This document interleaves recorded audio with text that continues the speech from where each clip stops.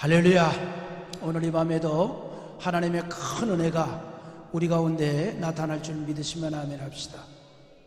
그렇게 될 줄 믿습니다. 우리 한번 크게 따라합시다. 할렐루야 신앙으로 살아가자. 아멘입니다. 여의도 순복음 교회를 조영기 목사님과 함께 개척하셨던, 그래서 세계 최대 교회를 만든 최자실 목사님이 있어요. 우리 다 알다시피 최자실 목사님이 누구냐면 조영기 목사님의 장모님이십니다. 서대문에서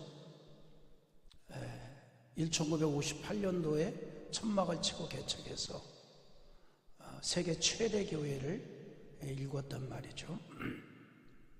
근데 그 최자실 목사님 별명이 뭐냐면 난 할렐루야 아줌마예요. 할렐루야 아줌마. 왜 그 별명이 붙었냐면 그분은 이제 만나는 사람마다 또 인사를 할 때 할렐루야 그랬단 말이에요. 어린아이에게도 할렐루야, 또 노인분들에게도 할렐루야, 만나는 사람에게도 할렐루야. 그래서 별명이 뭐냐면 할렐루야 아줌마가 됐어요.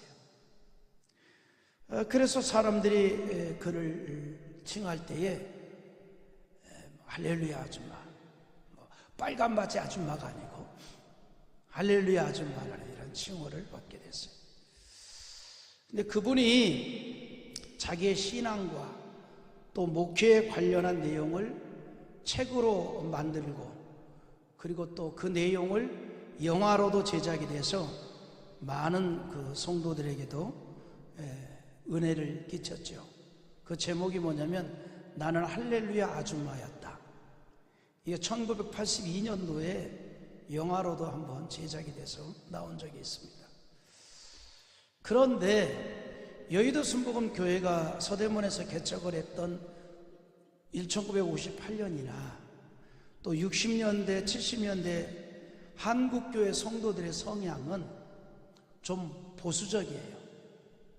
조용한 그 장로교적인 신앙 패턴이었단 말이죠. 그래서 할렐루야 이렇게 외치기보다는 하나님에 대한 신앙의 고백을 주로 가슴으로 고백하는 그런 분위기였습니다.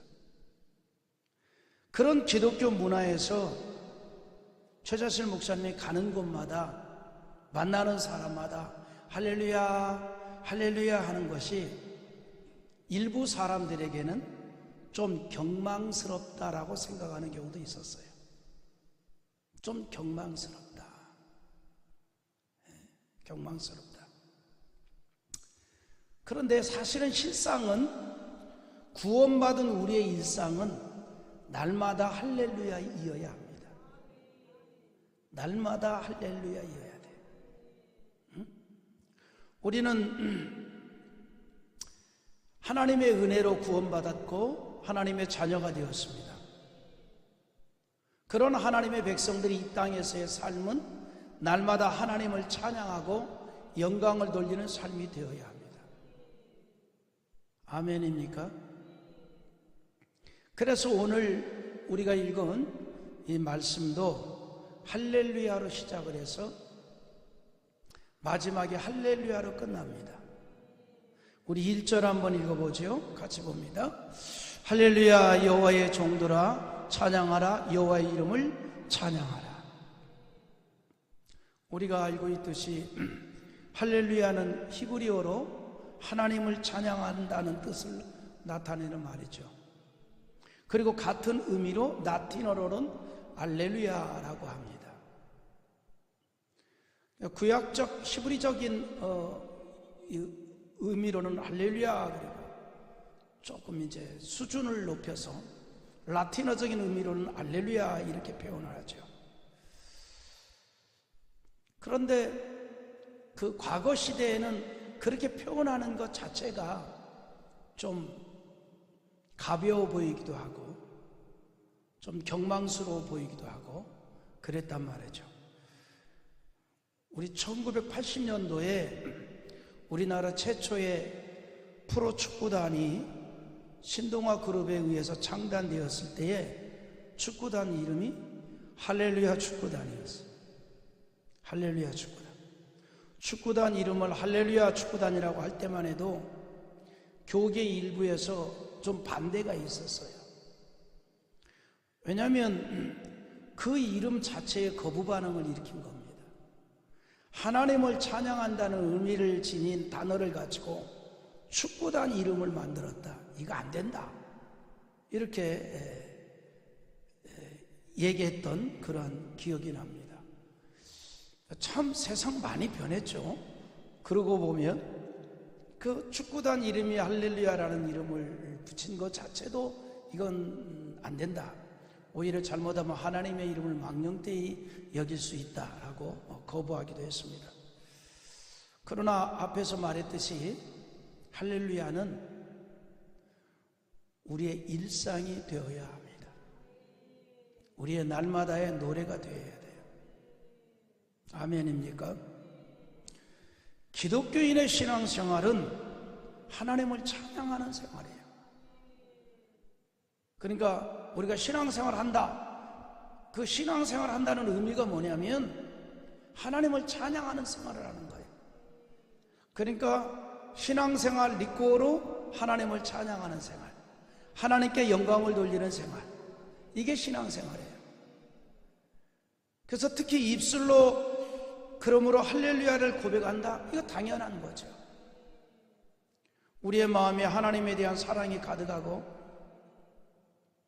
또 하나님께 감사하는 마음으로 가득한 사람은 당연히 마음 깊은 곳에서부터 하나님에 대한 찬양이 나올 수밖에 없고 그것이 입술로 고백되어질 수밖에 없는 거죠. 그래서 우리가 하나님에 대한 찬양이 입술로 고백되어지고 또 행동으로 나타나게 되는 줄 믿습니다. 그래서 구원받은 우리의 삶은 할렐루야 신앙으로 살아가야 된다 이 말이에요. 즉 하나님을 찬양하는 신앙, 하나님의 영광을 돌리는 신앙. 그래서 우리가 날마다 무슨 일을 만나든지 어떤 상황에 있든지 우리의 이 생각, 우리의 이 모든 관점은 하나님의 영광이에요. 그게 신앙생활입니다. 그러니까 예를 들어서 나 오늘부터 신앙생활 잘하기로 했어. 그 말의 의미는 나 오늘부터 하나님의 영광만 돌리기로 작정을 했어. 난 오늘부터 하나님만을 찬양하는 그러한 삶을 살기로 작정을 했어. 그거예요. 그러니까 우리가 판단을 해보는 거죠. 하나님의 영광이 되는 일만 찾아가는 거예요. 우리가 무슨 일을 하냐 마냐라고 하는 게 중요한 게 아니에요. 하나님의 영광이면 하면 되는 거예요. 하나님의 영광이 아니면 안 하면 되는 거예요. 간단해요. 술을 먹어야 되냐 마셔야 되느냐? 똑같은 말인가?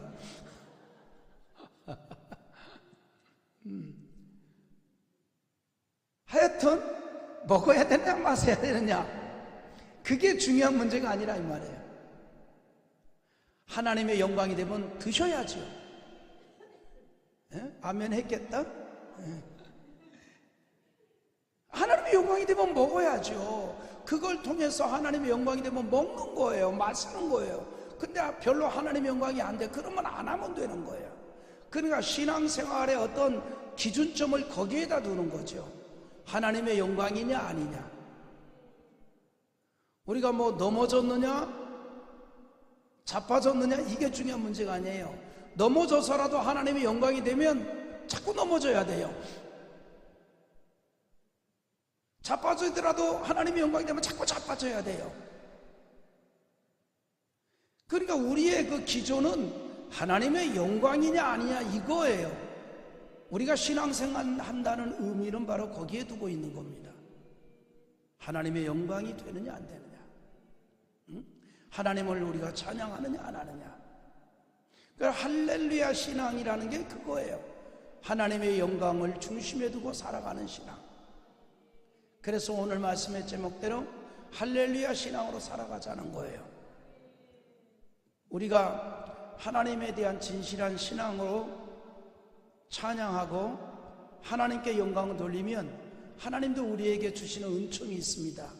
그게 뭘까? 마음의 은혜가 되잖아요. 그리고 마음의 은혜가 된다고. 하나님의 영광을 많이 돌리면 하나님이 우리에게 은총을 주셔요. 마음의 은혜를 주신다 이 말이죠. 은혜 받은 마음에는 또 뭐가 찾아와요? 평안이 찾아오잖아요. 세상에서는 얻을 수 없는 평안, 폭풍우 가운데서도 갖게 되는 평안. 주님 말씀하시는 바 내가 주는 평안은 세상의 것과 같지 않다. 그 평안, 하나님의 영광을 위하는 자에게 주시는 은총인 줄 믿습니다. 그러니 그 평안 가운데 뭐가 와요? 기쁨이 오는 거죠. 그래서 우리가 신앙생활을 잘한다는 것은 표정에서부터 나오는 거예요.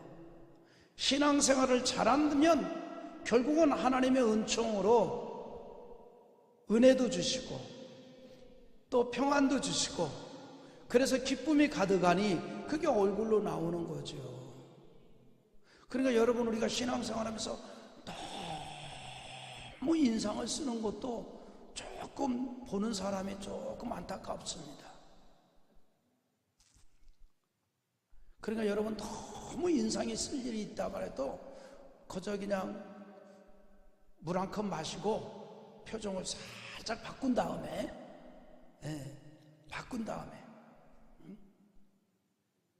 예전에 제가 아는 목사님이 이제 좀 외곽의 시골 비스무리한 교회인데, 이제 예배당도 있고 또 뭐 이쪽에 한쪽에 사택도 있고 뭐 이렇게 됐는데, 이분이 주일 낮 예배를 드리러 항상 나갈 때에는 마당에서 노는 어린아이를 불렀대요.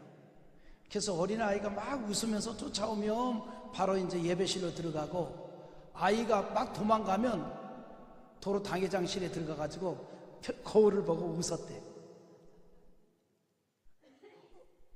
좀 표정이 안 웃으면 그 사람 좀 정형화가 돼가지고 딱딱해 보여요.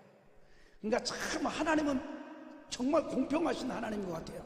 여러분, 이목구비가 똑바른 사람은요, 항상 웃지 않으면요 아주 차가워 보입니다.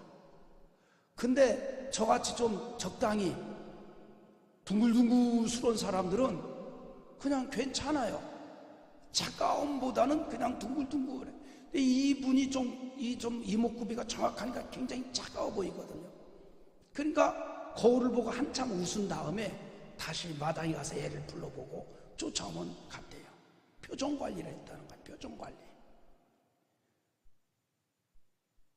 그런데 그렇게 표정 관리 안 해도 하나님을 찬양하고 영광을 돌리면 하나님이 내적인 은혜를 주시고 평안도 주시고 기쁨도 주시고, 그게 얼굴로 표현이 됩니다. 그래서 우리가 신앙생활을 잘하면 삶이 공고할지라도, 삶이 어려움에 있을지라도 그 얼굴에는 환한 미소가 담겨 있는 거예요. 그런 가운데에 복음이 전해질 수 있는 겁니다. 그래서 우리의 삶은 항상 하나님을 찬양하고 영광 돌리는 그런 신앙적 삶이 되어야 한다 이 말입니다. 그래서 오늘 말씀이 하나님을 찬양하자라고 시작하면서 구체적으로 그 사실을 말하고 있는 거예요. 첫째가 뭐냐면, 우리 생명이 다할 때까지 할렐루야로 하나님께 영광을 돌려야 할 것을 말하고 있습니다. 1절에서 할렐루야 이렇게 시작을 하면서 여호와의 종들아 여호와의 이름을 찬양하라 그랬어요. 여기서 말하는 여호와의 종들이 뭐냐? 여호와 하나님을 주인으로 섬기는 모든 사람들을 말합니다. 여호와 하나님을 주인으로 섬기는 모든 사람들, 우리들이지요. 우리가 하나님을 주인으로 섬기잖아요. 우리가 예수님을 나의 주님이라고 고백하잖아요.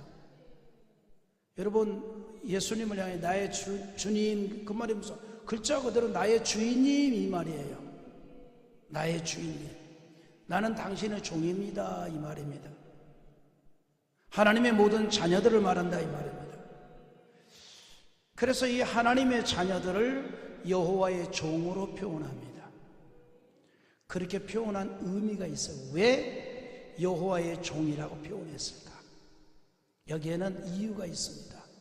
오늘 이 시편 113편의 전체적인 주제가 뭐예요? 하나님을 찬양하자는 거잖아요. 하나님을 높이자는 거잖아요. 종이 주인을 높이듯이 우리가 그렇게 하나님을 찬양하고 온 세상에 여호와 하나님을 알리라, 이 말이에요. 그래서 여호와의 종이라는 의미를 사용한 겁니다. 종이 주인을 높이듯이, 종이 주인을 찬양하듯이. 여러분, 사람마다요 아름답게 보일 때가 있지요. 아름답게. 예를 들면 남편이 내 아내는 이럴 때가 정말 아름다워 보인다. 없어요? 또 반대로도 있잖아요. 아내가 이럴 때 내 남편이 정말 멋있어 보인다. 그럴 때 있잖아요. 우리 여자 성도들 남편이 언제 멋있어 보여요? 산더미처럼 쌓인 그릇 설거지 할 때? 그런 거 있잖아요.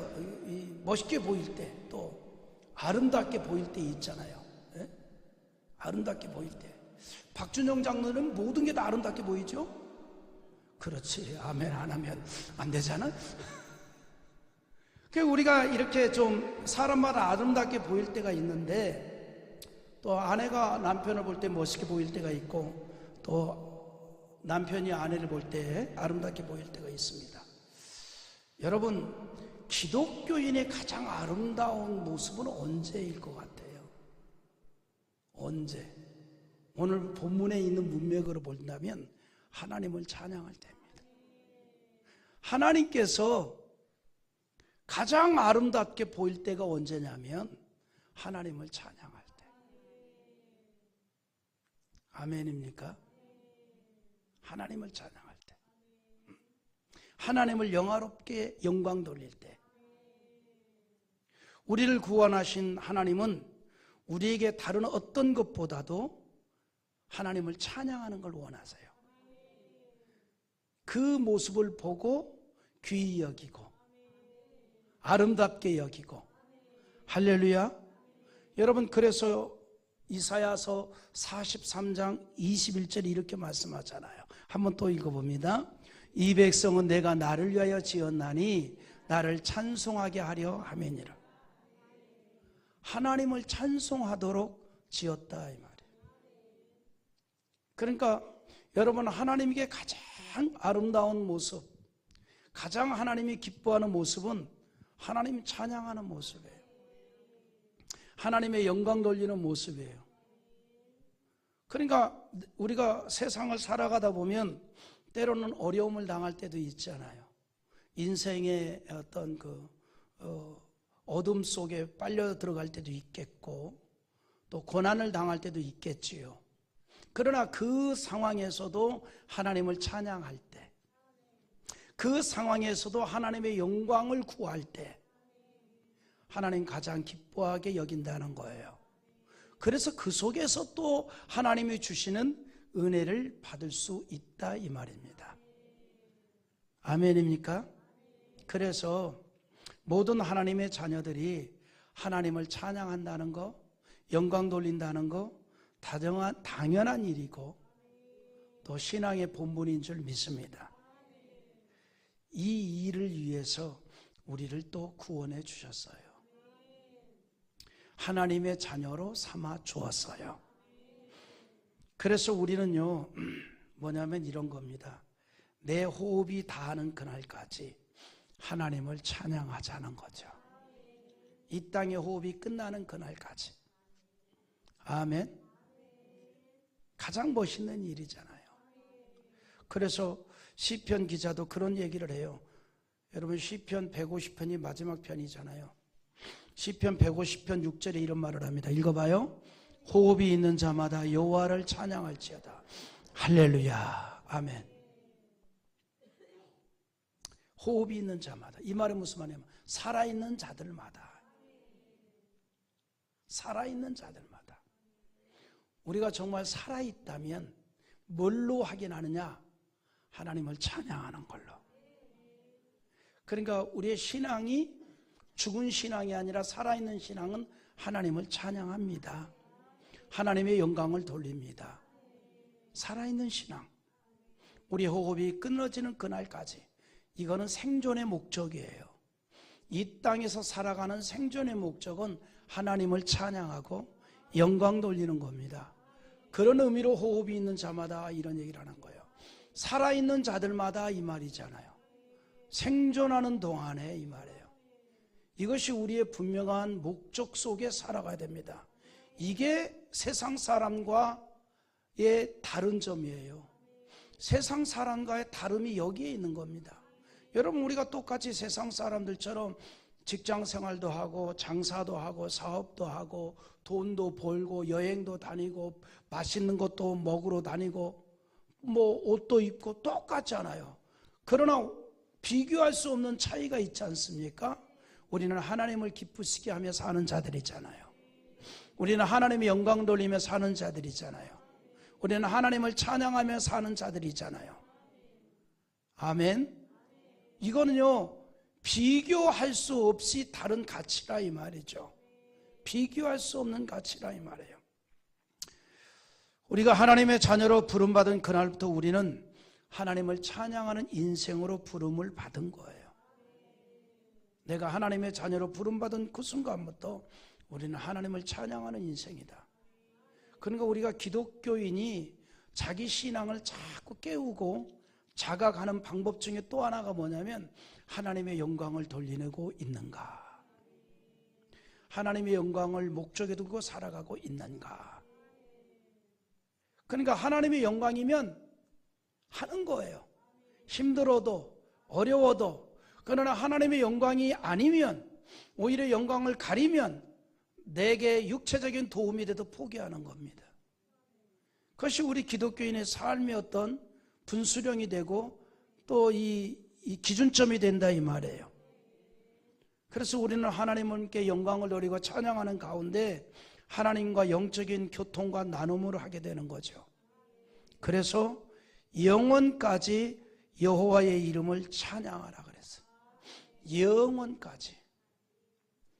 잠깐이 아니에요. 영원히. 그래서 2절 한번 읽어봐요. 자, 시작. 이제부터 영원까지 여호와의 이름을 찬송할지로다. 할렐루야. 영원까지.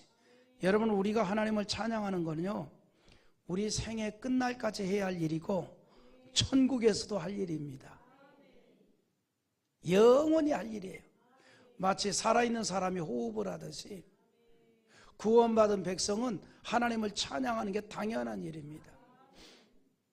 여러분, 사람이 살았나 죽었나 뭘로 확인해요? 심장이 뛰는가, 맥박이 뛰는가, 호흡을 하는가, 그걸로 하잖아요. 우리 구원받은 하나님의 자녀들의 이 신앙이, 살아있는 신앙, 깨어있는 신앙은 하나님을 찬양하는 거예요. 아멘입니까? 그러니까 우리의 신앙은 할렐루야 신앙으로 살자는 게 뭐예요? 살아있는 신앙이 되자 이 말입니다. 하나님의 영광이 나를 통해 돌려질 수 있어야 된다 이 말이에요. 그래서 우리 모든 하나님의 자녀들이 다 하나님을 찬양하자는 거예요. 아멘. 또 사실은 교회가 신앙적인 면에서도 벌써 이 찬양이 살아있으면 교회가 신앙이 살아있어요. 할렐루야. 약간의 요건 조금 이제 자칫 잘못하면 좀 샤머니즘적인 것처럼 느껴질 수 있는데, 제가 한창 집회를 많이 다닐 때 보면 딱 그 첫날 첫 집회 때 예배 전에 그 교회 성도들의 찬양 소리만 들어봐도 대략 그 교회 성도들의 신앙적 무게감이 감이 와요. 깊이가 온다고. 찬양 소리만 들어봐도. 그러니까 전자에 제가 얘기했습니다. 약간의 좀 신비적인 것이 될 수도 있지만 이라는 얘기를 했어요. 그러나 이 찬양 소리만 들어봐도 이게 달라요. 근데 이건 여러분 스스로도 느낄 거예요. 여러분, 우리가 예수 그리스도의 구원의 확증과 하나님의 은혜에 대한 감격이 아주 충만하면요, 벌써 가슴 깊은 곳에서부터 찬양이 나와요. 뭐 목소리 좋고 안 좋고 하고는 상관없는 얘기입니다. 박자를 잘 맞추느냐 틀리냐 이건 아무 상관없는 거예요. 그 소리가 벌써 달라요. 내 스스로도 그 찬양하는 게 다르잖아요. 찬양하는 게 다르잖아요. 그래서 교회가 영적으로 막 살아있고 신앙적으로 뜨거운 그런 교회들의 특징이 뭐냐면 찬송이 벌써 달라요. 찬송이 다릅니다. 우리 금요 불꽃 기도의 찬양이 뜨겁게 주를 찬양하는 그런 은혜가 있기를 원하고, 또 간절히 사모하는 기도가 있기를 원하고, 그래서 항상 성령의 불을 받는 그러한 그 기도회가 되기를 기대합니다. 그런 의미에서 우리가 날마다 할렐루야 신앙을 물려주어야 돼요. 그러려면 내가 먼저 할렐루야 신앙으로 살자는 겁니다. 이것은 모든 기독교인의 신앙적 사명인 줄 믿습니다. 우리가 정말 할렐루야 신앙으로 살아가는 가운데 우리의 다음 세대에게 똑같은 그런 할렐루야 신앙을 물려주는 여러분 되기를 주님의 이름으로 축복합니다. 두 번째는요, 나의 모든 삶의 공간이 할렐루야로 하나님을 찬양할 것을 말하고 있습니다. 나의 모든 삶의 공간이. 여러분, 우리가 서 있는 곳은요, 천국이 돼야 되고, 내가 디디고 있는 그 땅은 거룩한 땅이 돼야 합니다. 왜? 우리가 거룩한 백성이기 때문에. 아멘입니까? 여러분, 하나님께서 모세를 이제 이스라엘 백성들을 출애굽시키기 위해서 호렙산 불꽃 가운데 불렀잖아요. 그때 모세에게 하신 말씀이 있죠. 모세야 모세야 내 발에 신을 벗으라. 너 서 있는 그 땅은 거룩한 땅이니. 그 말의 의미가 뭘까요? 모세가 서 있는 그 자리가 거룩하다는 게 아니에요. 이제는 모세 자체가 거룩한 자가 되었으니 네가 서 있는 그 땅이 거룩한 땅이 됐다 이 말이에요. 우리는 예수 그리스도의 보혈의 은총으로 거룩한 자 됐습니다. 이제 내가 서 있는 그곳이 거룩한 땅이 돼야 돼요. 할렐루야. 여러분들이 움직이는 곳마다 거룩한 땅이 돼야 됩니다. 그 거룩한 땅이 되게 하는 일 중에 하나가 뭐냐? 하나님 찬양하면 돼요. 내가 머무르는 모든 공간이 하나님을 찬양하고 영광 돌리는 거룩한 땅이 되도록 해야 된다 이 말이죠. 그런 의미에서 굉장히 넓게 오늘 본문은 말해주고 있어요. 뭐라고 얘기하냐면 3절 한번 또 읽어봅니다. 같이 봅니다. 시작. 해 돋는 데에서부터 해 지는 데까지 여호와의 이름이 찬양을 받으시리로다. 아멘. 야, 굉장히 크게 얘기했죠. 해 돋는 데서부터 해 지는 데까지는 뭐냐면 온 땅을 다 얘기합니다. 온 세상을 다 얘기하는 거예요. 그러니까 크게 말한다면 온 세상을 다 말하는 것이고, 그러니까 지구촌 모든 공간이 하나님을 찬양할 공간입니다. 아멘입니까? 또 이것을 우리에게 적용한다면 나의 삶의 공간, 아무리 작은 공간이라도 그 공간이 하나님을 찬양할 공간이 되어야 된다. 거룩한 공간을 만들어야 된다 이 말이에요. 할렐루야. 거룩한 공간을 만들라. 해가 뜨고 지는 모든 것이 다 여호와의 이름이 높아지는 것이 되어야 하고 찬양을 받아야 할 것이고, 왜냐하면 여호와 하나님은 공간적 제한을 받지 않는 분이기 때문에. 하나님은 어떤 분이에요? 공간을 초월한 분이잖아요. 공간적 제한을 받지 않는 분이라요. 그래서 우리가 공간적 제한을 받지 아니하는 하나님을 우리가 믿고 의지하기에 우리는 모든 공간이 하나님의 영광 돌릴 수 있는 공간이 되어야 된다 이 말이에요. 믿습니까? 그래서 우리가 어떤 환경에 있든지 우리는 하나님을 찬양하고 영광을 돌리는 삶이 되어야 합니다. 우리가 처한 모든 환경이 다 하나님의 영광이 되어야 한다는 거죠. 이것이 우리의 신앙 의식이 되어야 합니다. 우리는 어떻게 하면 하나님의 영광을 돌릴 것인가? 이 거룩한 고민을 하고 사는 자들이에요. 어떻게 하면 하나님의 영광이 돌려질 수 있을까? 아멘. 우리는 나의 모든 공간을 하나님을 찬양하는 공간으로 만들어야 되고, 그것이 항상 하나님과 함께하는 신앙이라고 말할 수 있는 겁니다. 아멘. 교회당만이 아니라 여기는 사실은 어떻게 보면 영적인 훈련을 받는 곳이고 거룩한 습관을 들이는 곳이에요. 그래서 나아가서 이제 본 게임을 하는 거죠. 그곳을 거룩한 공간으로 만드는 거예요. 여러분, 요셉을 보세요. 요셉. 그는 그가 처한 모든 공간에서 하나님의 영광을 돌리는 신앙으로 살았고 하나님을 찬양하는 공간으로 만들었습니다. 여러분 보세요. 비록 종으로 팔려왔지만 보디발의 집에서 그 주인에게 하나님에 대한 인식을 갖도록 만들었어요. 누가? 종이. 노예로 팔려온 자가. 노예로 팔려온 자가. 그러니까 여러분 잘 이해하십시오. 세상적으로 성공하는 자만이 하나님을 알리는 거 아니에요.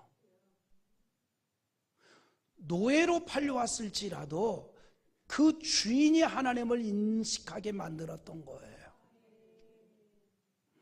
창세기 39장 3절 한번 읽어봅니다. 같이 봅니다.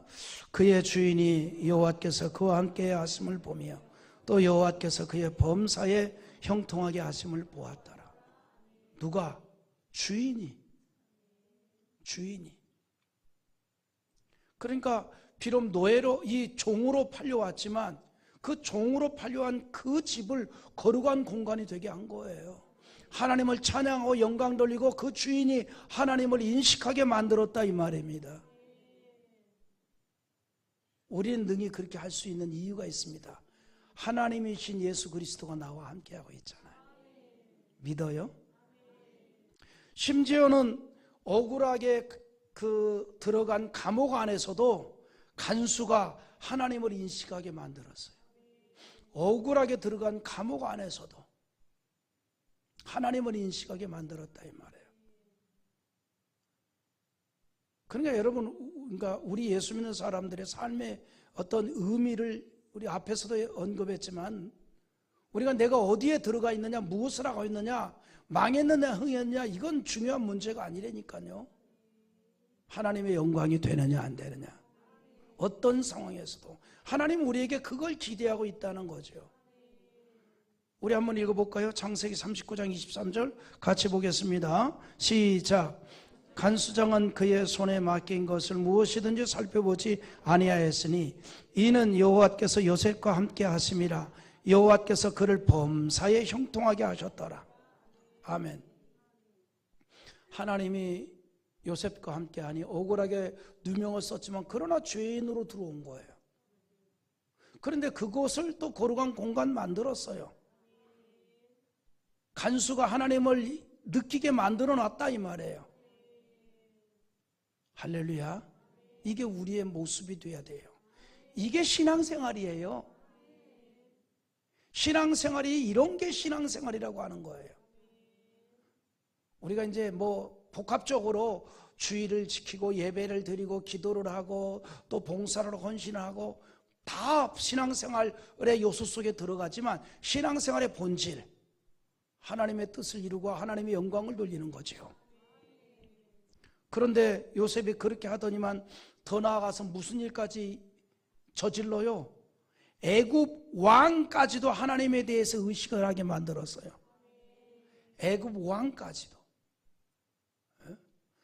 여러분, 요셉은 애굽에 올 때에 종으로 팔려온 자예요.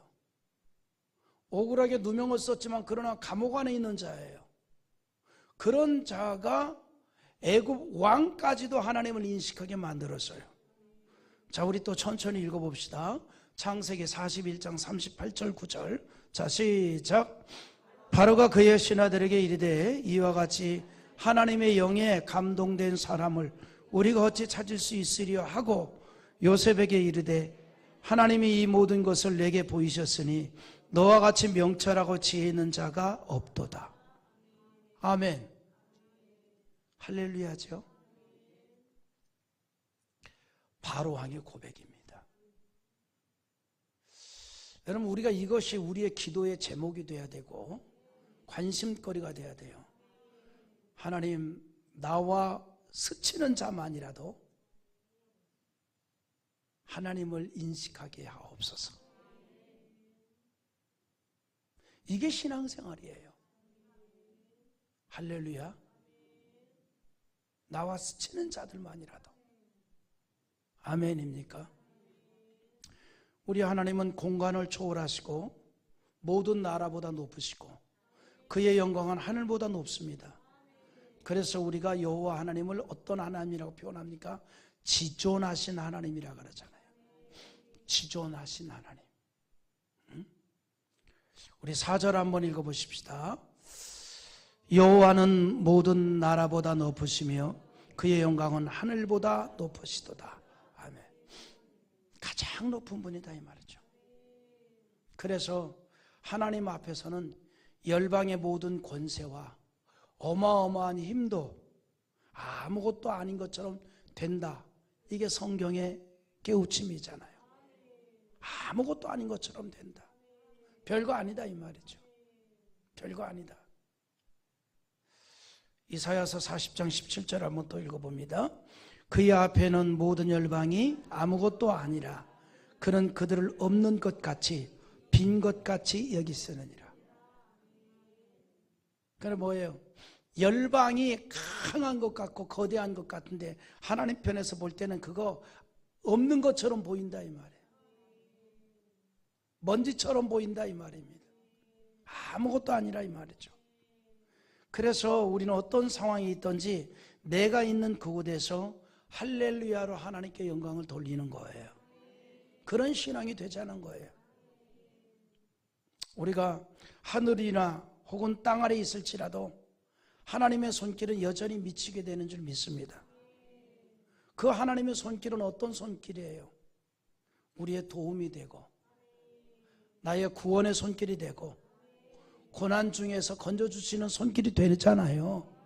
그래서 오늘 이 밤에도 우리가 주 앞에 나와서 기도하는 거 아니겠습니까? 그러니 하나님의 영광을 돌려야죠. 그러니 그 하나님을 찬양해야죠. 우리 시편 139편 11절 12절 한번 천천히 읽어봐요. 내가 혹시 말하기를 흑암이 반드시 나를 덮고 나를 두른 빛은 밤이 되리라 할지라도 주에게는 흑암이 숨기지 못하며 밤이 낮과 같이 비추어이나니 주에게는 흑암과 빛이 같음이니라.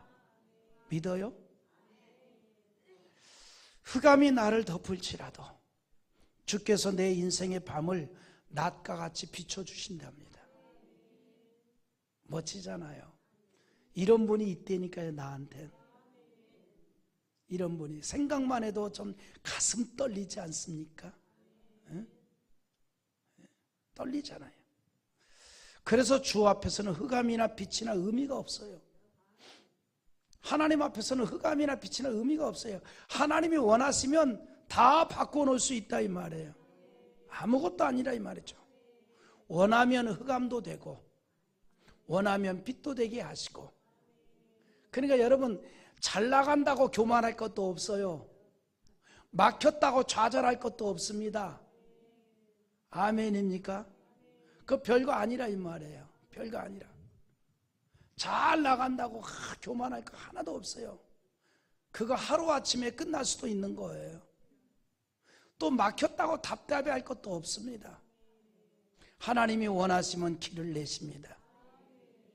우리는 그 하나님이 우리 아버지인 줄 믿잖아요. 멋지잖아요. 할렐루야. 정말 멋있는 아버지가 계시잖아요. 아멘입니까? 이런 하나님이 나의 아버지라는 사실에 여러분, 내가 재벌의 딸이 되지 않는 거에 대해서 뭐 낙심할 거, 부러울 거 하나도 없잖아요. 근데 눈빛은 아닌 것 같아. 우리가 믿는 하나님은 어떤 분이에요? 원하면 흑암도 되고 빛도 되고 하시는 분이잖아요. 그래서 우리에게 있어서 중요한 건 뭐냐? 어떤 환경이 있든지 할렐루야로 찬양하자 이 말이에요. 우리는 그거밖에 없어요. 그것이 또한 제일 귀한 일이라 이 말이죠. 내가 어떤 형편이 있을지라도 그곳을 하나님을 찬양하고 영광 돌리는 거룩한 자리가 되게 하자는 겁니다. 그것을 너무나 잘 알고 있는 바울을 보십시오. 빌립보 감옥에 갇혔을 때 감옥을 할렐루야로 영광 돌리는 거룩한 공간을 만들었잖아요. 거룩한 공간을 만들었잖아요. 여러분, 바울이 한 일은 빌립보 지방의 영혼을 살리려고 복음 전한 일밖에 없어요. 귀신 들린 자 고친 거밖에 없어요. 그런데 매를 맞고 감옥에 갇혔어요. 그런데 그 공간을 거룩한 공간 만들었어요.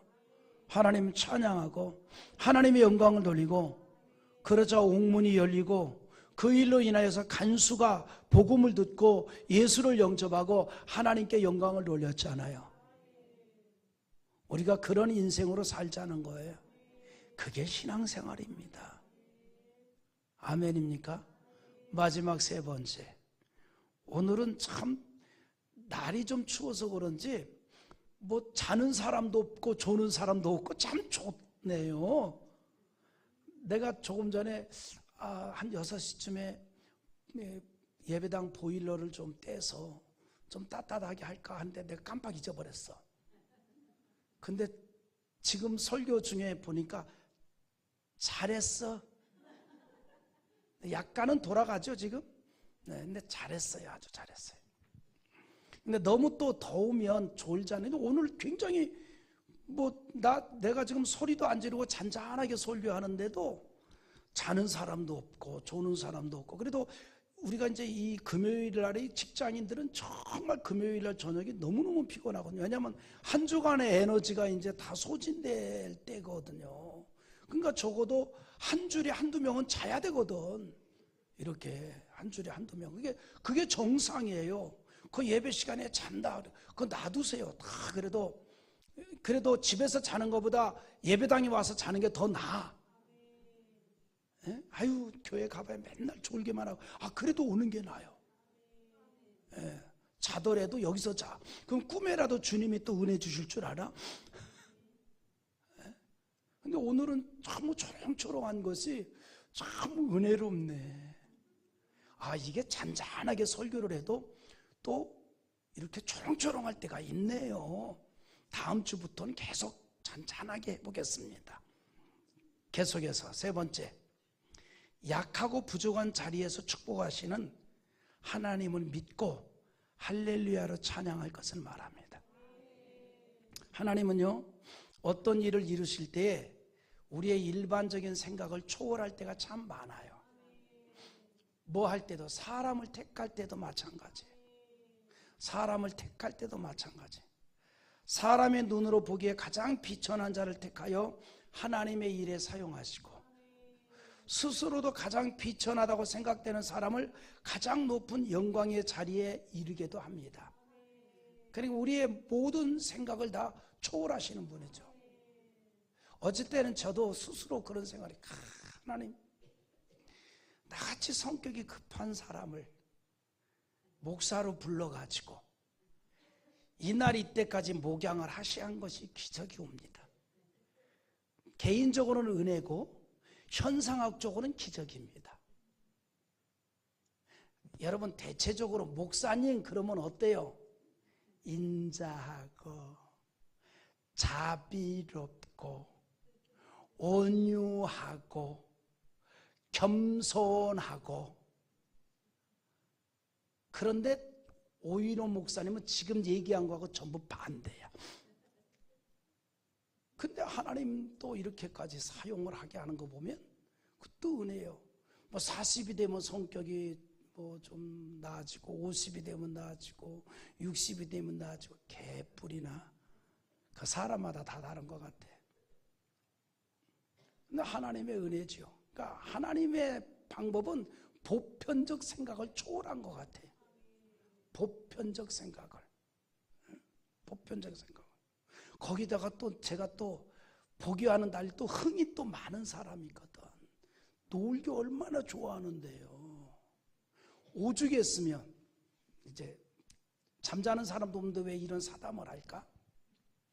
중학교를 입학을 했는데 정말 하고 싶은 게 뭐냐면 응원단장을 하고 싶은 거야. 왜 그 마음이 들었는지 몰라. 그래가지고 우리 그 학교 응원부가 있더라고. 찾아갔어요. 찾아갔더니 저 응원부 하려고 왔습니다. 너 특기가 뭐냐? 특기 없는데요. 뭐 노래 같은 거. 아니 뱃속에서부터 교회 다니는 놈이 뭔 노래를 알겠어요. 아는 거 없는데요. 그럼 안 돼. 그럼 다른 거 뭐 없냐? 없는데 그럼 춤이라도 한번 춰봐. 내가 춤을 춰봤어야 말이지. 그 안 된대요. 그러면 일주일 후에 내가 다시 오겠다. 아니면 2주 후에 다시 오겠다.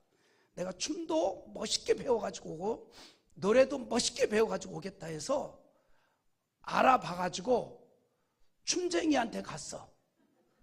급히 빨리 가르쳐달라 했더니 다이아몬드를 딱 그려가지고 다이아몬드 스텝 그걸 가르쳐줘가지고 막 일주일 동안 내내 다이아몬드 스텝을 밟아가지고 갔어. 멋지게 한번 흔들었잖아. 다이아몬드 스텝을 또 그냥 그것만 밟은 게 아니라 그냥 겸하여 3가지를 더 했어. 그 제가 속에 흥이 있잖아요. 그런데 이렇게 흥이 있는 나를 하나님이 교회 안에서만 살라고 붙잡은 것도 기적이고 그것도 은혜인 것 같아. 그것도 은혜. 아멘입니까? 근데 이런 것만이 아니라 하나님의 역사는 우리의 보편적 생각을 다 초월하는 것 같아요. 비천하다고 생각하는 사람을 가장 높은 영광의 자리로 이르게 하고, 오늘 그 얘기하는 거예요. 우리 7절 8절 한번 읽어봐요. 자, 한번 읽어봅시다. 자, 시작. 일으키시며 궁핍한 자를 걸음더미에서 들어세워 지도자들을 곧 그의 백성의 지도자들과 함께 세우시며. 여기 뭐라 그랬어요? 가난하고 궁핍한 자를 그 먼지더미와 걸음더미에서. 여러분, 우리가 번역을 걸음더미라고 해서 그렇지 똥더미라는 뜻이에요. 똥더미. 거기에서 세워서 백성의 지도자들과 함께 세워놨다 이 말이에요. 하나님이 원하시고 필요하신 대로 우리를 걸음 무더기에서도 높이 드시고, 하나님이 하시는 일은요, 그래서 높은 자가 낮아지게도 하시고 낮은 자를 높이게도 하시고, 먼저 된 자가 나중되게도 하시고 나중된 자가 먼저 되게도 하시고. 여러분, 다윗이 누굽니까? 베들레헴 들판의 양치기 목동 아니에요? 사도들이 누굽니까? 거의 대부분이 갈릴리 바다에서 고기를 잡던 어부들이었잖아요. 사도 바울이 하나님이 이 같은 역사를 알고 나서 했던 고백이 있잖아요. 하나님은 약한 자를 들어 강한 자를 부끄럽게 하시고 어리석은 자를 들어서 스스로 지혜에 있다고 하는 사람을 부끄럽게 하신다라고 했지 않습니까? 우리 고린도전서 1장 27절 한번 읽어봅니다. 그러나 하나님께서 세상에 미련한 것들을 택하사 지혜 있는 자들을 부끄럽게 하시려고 세상에 약한 것들을 택하사 강한 것들을 부끄럽게 하려 하시며. 아멘. 우리는 어떤 안 좋은 환경이나 어려운 자리에 있다고 해서 그래서 우리는 낙심하거나 포기하지 아니하고 오히려 그 자리에서 우리가 해야 할 일이 있습니다. 하나님을 할렐루야로 찬양하자는 거예요. 하나님의 영광을 구하자는 거예요. 하나님은 먼지더미와 거린더미 같은 곳에서도 그 하나님의 뜻을 이루어 가시기 때문입니다. 여러분, 세상 사람이 멸시하고 비웃어도 그래서 하나님의 백성은 안 망합니다. 하나님의 백성은 안 망해요. 전능자 하나님이 붙잡고 있기 때문입니다. 할렐루야. 고린도후서 4장 8절과 9절 바울의 고백을 우리의 고백으로 삼고 한번 읽어봅시다. 우리가 사방으로 우겨쌈을 당하여도 쌓이지 아니하며 답답한 일을 당하여도 낙심하지 아니하며 박해를 받아도 버림받지 아니하며 거꾸로 뜨림을 당하여도 망하지 아니하고. 아멘. 우리 말씀을 마무리해 봅니다. 우리는 걸음더미 속에서도 함께하는 하나님이 있습니다. 그러므로 우리의 모든 삶은 할렐루야의 신앙이 되어야 합니다. 오직 우리의 관심을 하나님을 찬양하는 것이 되어야 하고 하나님의 영광을 돌리는 것이 되기를 바랍니다. 영광을 받으신 하나님은 또한 우리의 삶을 축복해 주십니다. 그래서 우리 모두 할렐루야 신앙으로 살아갑시다. 할렐루야.